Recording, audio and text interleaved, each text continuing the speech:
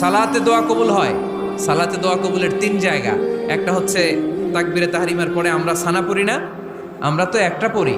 আল্লাহর হাবিব সুন্নাহ এবং নফল নামাজে আরো পড়তেন সানা, ওই দোয়া কবুল হয়। 2 নম্বর জায়গা সালাতে সেজদায় পড়ে দোয়া করলে কবুল হয়। আকরাবু মা ইয়াকুনুল আবদু মির রাব্বিহি ওয়া হুয়া সাজিদ ফাকসিরু ফীহি দুআ। বান্দা যখন সেজদায় লুটিয়ে পড়ে, বান্দা আল্লাহর সবচেয়ে কাছে চলে যায়। কিন্তু বিশ্বনবী বলে, সেজদাটা তোমার রবের কুদরতি পায়ের উপরে পড়েছে। সেজদায় পড়ে দোয়া করেন। সালাম ফিরানোর আগে বিশ্বনবী দোয়া করতেন, লা ইউসাল্লিমান্না আহাদুকুম হাত্তা ইয়াতাআওয়াযা মিন আরবা'a। আল্লাহর হাবিব বললেন, 4 জিনিস থেকে পানাহানা আছে, আমার কোন উম্মত যেন সালাম না ফিরায়। তারা যেন পড়ে, আল্লাহুম্মা ইন্নী আউযু বিকা মিন আযাবিল কবর, আউযু বিকা মিন আযাবি জাহান্নাম, আউযু বিকা মিন ফিতনাতিল মাহইয়া ওয়াল মামাত, আউযু বিকা মিন ফিতনাতিল মাসিহিদ দাজ্জাল।